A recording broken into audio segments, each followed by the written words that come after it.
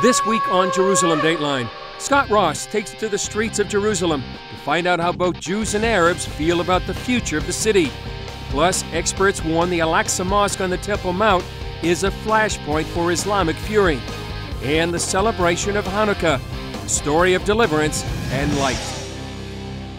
Hello and welcome to this edition of Jerusalem Dateline. I'm Chris Mitchell. We're coming to you from our Jerusalem studio this week because it's raining outside. The future of Jerusalem and its possible division is one of the most contentious issues surrounding the Israeli-Palestinian conflict and Middle East peace talks. CBN's Scott Ross took to the streets of Jerusalem and Tel Aviv to ask the people who live there what they think. Jerusalem. Its name means City of Peace. Yet it's been destroyed, rebuilt, conquered, and reconquered more times than any other city in history. The city has a role to play. It's the center of the world. For 19 years, Jerusalem was divided between Israel and Jordan, with the old city on the Jordan side. In 1967, the Six-Day War led to the reuniting of the city under Israeli sovereignty. Now, part of the U.S.-backed peace process seeks to split the city once again. But Israel maintains Jerusalem is its eternal, undivided capital. Palestinians want the eastern part for the capital of a future state. But Jerusalem Mayor Nir Barkat told me dividing the city is impossible. It cannot be divided. It will never function as a divided city. It has to be one physical city, enabling all to worship their faith their way, to respect each other, and there's room for all. Can you convince Palestinians of that? The Palestinian residents that live in Jerusalem understand that. Yeah. And you know, I'm also a high-tech entrepreneur, a venture capitalist. Yes. It will never work. There's not one good example of a city that was split that ever functioned. Jerusalem is mentioned by name more than 800 times in the Bible, even more if you count synonyms like the City of David and Zion. 660 of those references are in the Hebrew Bible or Old Testament. I remember this very day. I sat in the park, my kids were playing in the park, and I realized when Zechariah said there will yet be a time when old men and old women rest on the canes and children will play in the streets of Jerusalem, maybe my kids were what he saw. I sat down with author and businessman Moshe Kempinski and asked him about the Jewish connection to this city. What does Jerusalem mean to the Jewish people? I mean, it's like an inane question, but, you know, why Jerusalem? Well, it's a name because, it could be a name because why Jerusalem? Why not a city next to resources on the shores, which is where most people put their capital cities? But God chose it. The city being divided at one point, reunited again in '67. Will it be divided again? I don't think it can be. Psalm 122 says, to Jerusalem that is built as a city that is compacted together. But in Hebrew, it doesn't say compacted. In Hebrew, it actually says, shechubra la yachdav, that's reunited together. God is saying, this is a city that will be torn asunder, but then I'm going to bring it back together. I talked with Israelis in Tel Aviv. They say they're willing to share the city, but not divide it. In my heart, it's something that I cannot agree with. Right. You know, that my town gonna be separated. We believe that Jerusalem is supposed to be Jewish forever, but I do believe that there's supposed to be a solution that's going to be good for the both of the people. Kempinski says God has a plan for the city, whether the world believes in it or not. What do other nations say when you, or other groups say, when you speak the way you're speaking now, with your argument, your point of view? How does a Palestinian respond to that? The secret, I think the secret to understanding this country is that facts are completely irrelevant. Facts are completely irrelevant. Reality is not what counts here. Perception of reality is what counts. And I believe that to understand what goes on here, especially with the Palestinians, is you need to understand what they perceive. They really believe what they believe because they've been told that's what they need to believe. So dialogue with a Palestinian today has become almost impossible because Islam has moved into an area where it's become impossible. Jerusalem is never mentioned by name in the Quran, but Muslims interpret a reference to the furthest mosque being Aqsa Mosque on Jerusalem's Temple Mount. Muslims and Arab Christians are passionate about their connection to the city. This is all Arab town. This is Arab town can't be divided. They even argue among themselves. I didn't say to give. You can't divide Never the whole ever city. I say to give. Jerusalem, I said, it's only for Palestinians. And it's not Israeli.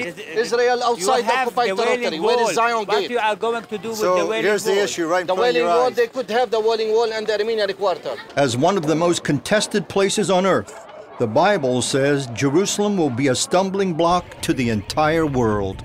We pray for the peace of Jerusalem. What are we praying for? The word for peace is Shalom? Shalom. It comes out of the word shalem, complete. Right. We're praying for that completion, when the heavenly and the earthly will be clearly seen as being united. It's not a future event, it's a future revelation. Do you think it's going to happen in your lifetime? I believe it's imminent. Scott Ross for CBN News, Jerusalem. Jerusalem and Israel continue to remain in the news around the world. To find out what's happening now, here's our weekly news wrap-up. Secretary of State John Kerry says Israel and the Palestinians shouldn't make a peace deal if it doesn't bolster Israel's security. Kerry met 3 times in 36 hours with Prime Minister Benjamin Netanyahu this week. He says there is progress between Israeli and Palestinian negotiators. Kerry says 160 U.S. officials in Washington are working on the security issues, which may or may not be a comfort to Israeli leaders. The bond between the United States and Israel is unbreakable. And while occasionally we might have a difference of a tactical measure, we do not have a difference about the fundamental strategy that we both seek with respect to the security of Israel and the long-term peace of this region. And we will continue to work for that. And I thank my many Israeli friends for their embrace and for their patience as we pursue this complicated process. What we need is not grandstanding, but understanding and agreements. And that requires hard and serious work. It actually requires that we do not put before you, gentlemen and ladies of the press, everything that we're discussing, but to have these real discussions inside in a sustained effort to bridge historic gaps and provide security. Egypt's most famous Christian convert from Islam has been arrested by national security forces. Mohammed Higazi had fought publicly to try and change his religion on his ID card. Muslims who changed their religion face persecution in Egypt. Higazi and his family had been running for their lives after Muslim leaders pronounced a death sentence, a fatwa, against him. He previously told CBN News he had been jailed and tortured by Egyptian state security agents who wanted him to return to Islam. For many Arabs throughout the Middle East, economic struggles can be as bad as the political difficulties. But Operation Blessing Israel is making a difference, including helping to provide a new livelihood for one man in the West Bank. Even though childhood polio left him disabled, Ahmed always worked hard to support his family. For most of his adult life, he earned a living as a watchmaker. But when people went digital, it wrecked his livelihood. Because repairing watches cost more than you buy a watch. So they prefer to buy cheap watches. For 4 years, Ahmed couldn't find steady work. He borrowed money from family and friends and tried to pay it off with occasional watch repair jobs.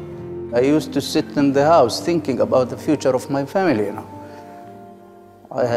So I decided to look for a job everywhere to support my family. Because my work is the only source of living for me. Then Ahmed heard about an outreach supported by Operation Blessing.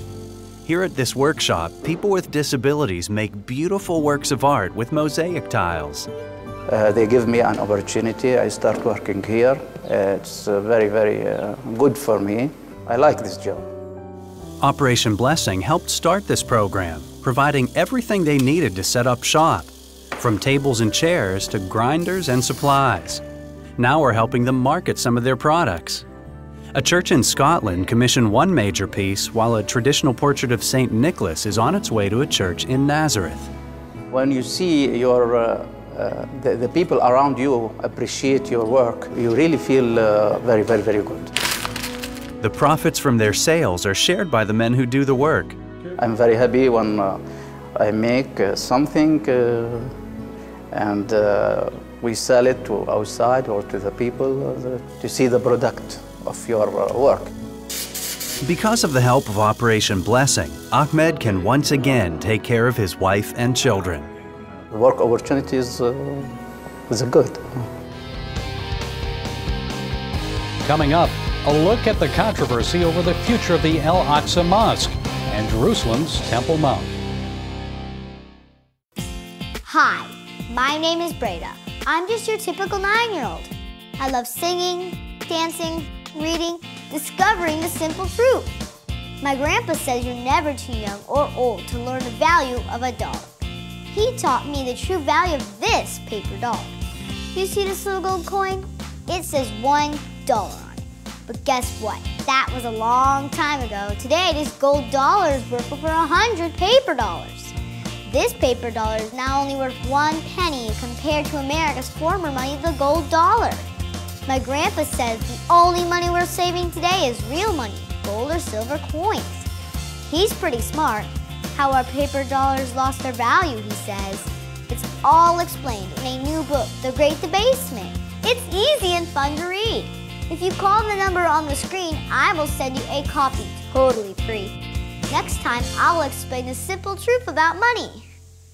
Millions of Americans with an ostomy live their lives to the fullest every day. And over the last 10 years, thousands have chosen Liberator Medical as their caring and reliable resource for ostomy supplies. Liberator Medical is a nationally accredited Medicare, Medicaid, and insurance provider, so we can handle all your Medicare, Medicaid, and insurance paperwork and billing. And Liberator Medical has been chosen as a preferred supplier by all the leading ostomy manufacturers, including Coloplast, Hollister, Convatec, and Generics. We supply all these leading ostomy brands so you can always get the ostomy supplies and accessories you want and trust. And all of our ostomy care specialists are product certified by the manufacturers. Shipping is free and discreetly delivered right to your door. Unhappy with your present ostomy supplier? Call Liberator Medical and ask about our free ostomy sampling program. We also offer catheters and urological supplies. Call 1-800-513-3076. That's 1-800-513-3076. The Aqsa Mosque on Jerusalem's Temple Mount is one of the most recognized structures in Islam, and just a rumor about Israel threatening the site can throw Muslims around the world into a frenzy. It's a dishonest tactic that's aimed at undermining not only Israel, but Judeo-Christian values as well. It's one of the most holy and contested pieces of real estate on earth, the Temple Mount. For decades, Islamic leaders have incited Muslims to violence by telling them that the Aqsa Mosque is in danger.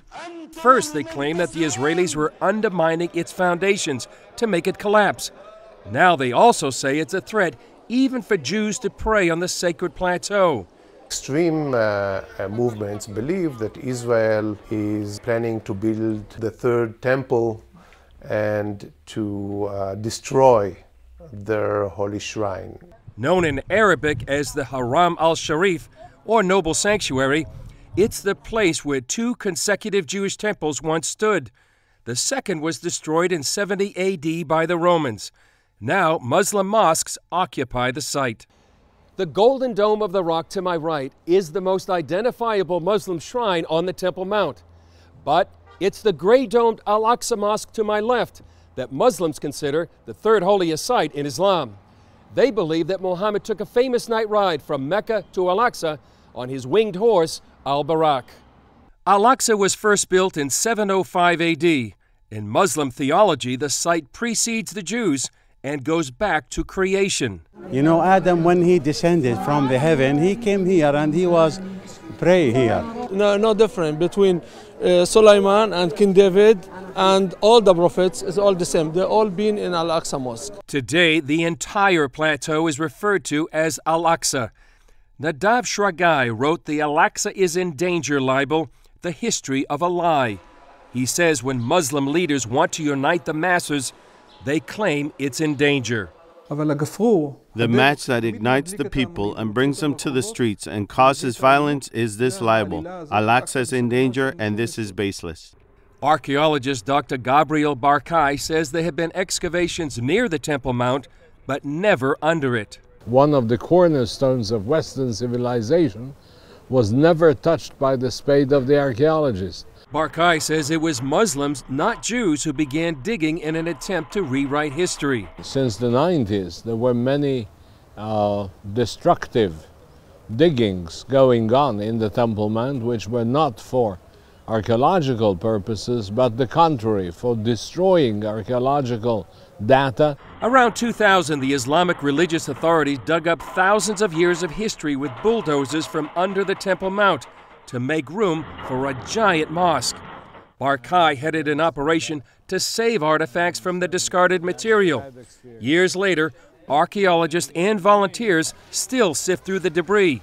According to Shragai, then Grand Mufti of Jerusalem, Hajj Amin al-Husseini started the libel against Israel in the 1930s. He accused the Jews of wanting to collapse the mosques on the Temple Mount.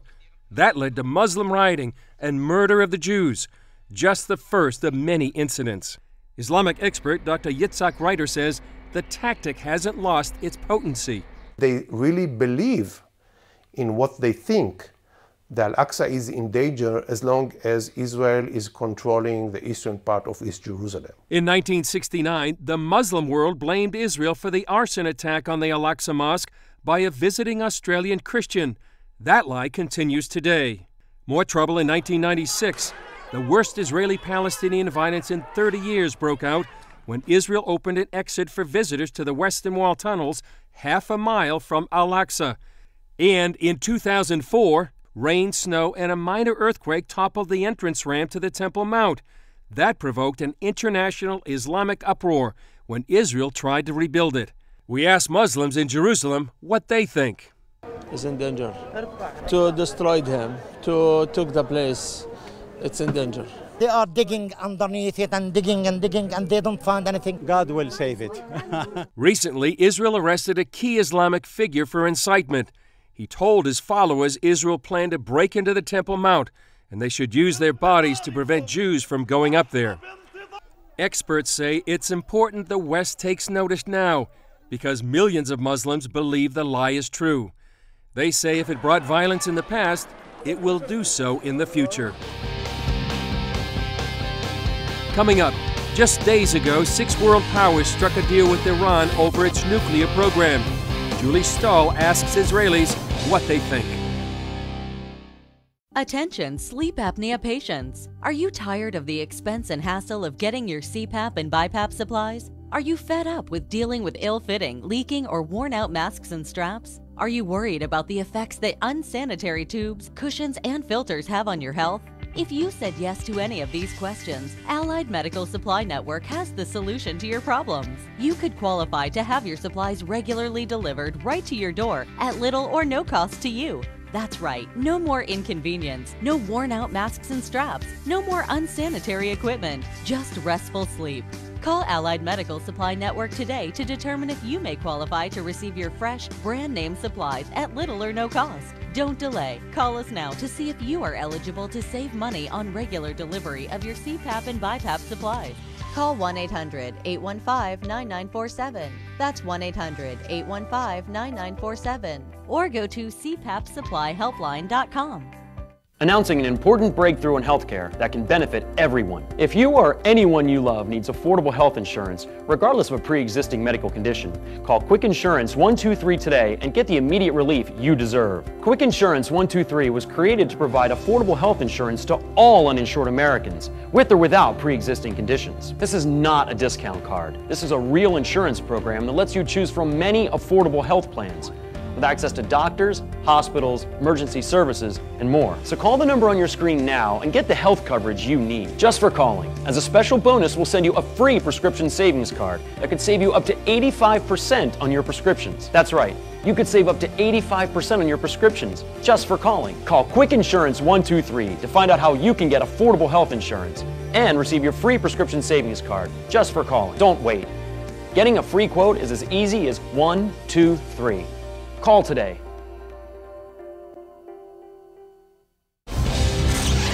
Welcome back. In Geneva, 6 world powers signed an agreement with Iran over its ability to enrich uranium in its nuclear program. Israeli Prime Minister Benjamin Netanyahu called it a bad deal and said the most dangerous regime in the world could be on the verge of getting the most dangerous weapon in the world. Julie Stahl took to the streets to ask Israelis what they think this means for the Jewish state. What do you think about the state of Israeli-U.S. relations? I think the people are in a good relation. The government, I don't know. Israeli-U.S. relations are actually very good. I think they've always been strong, and I think they'll continue to be. So, although I think, personally, I think we're off on a little bit of a wrong course. I think U.S. is the most friendly country in the world to Israelis. It's the best in the whole world, but now with all the negotiation with Iran, I don't know how to say it, like put some tense in the relationship. Okay, yeah, but overall, I think we have the best relationship with the USA. Could be better, but I mean, okay for now.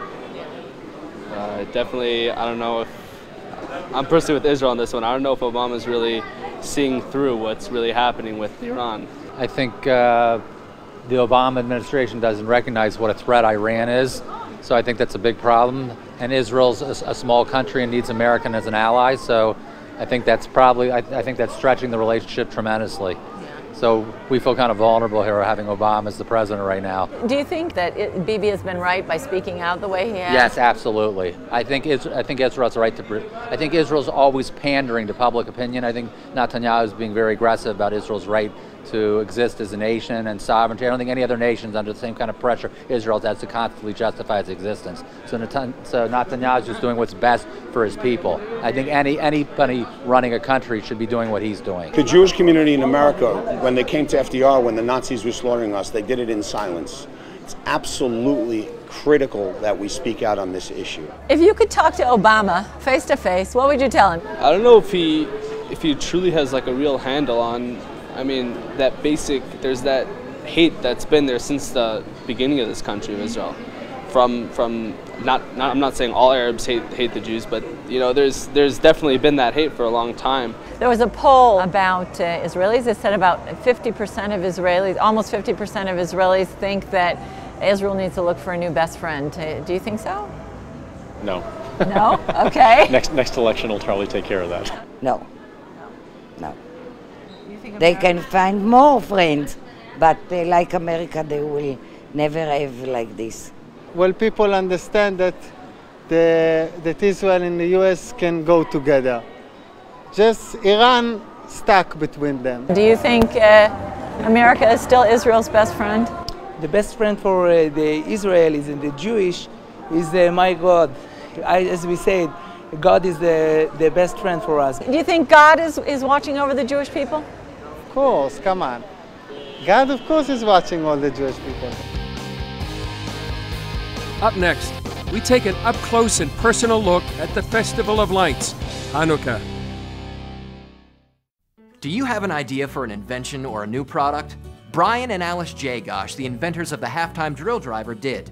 They invented a power drill attachment that lets you drill, flip, and drive in seconds.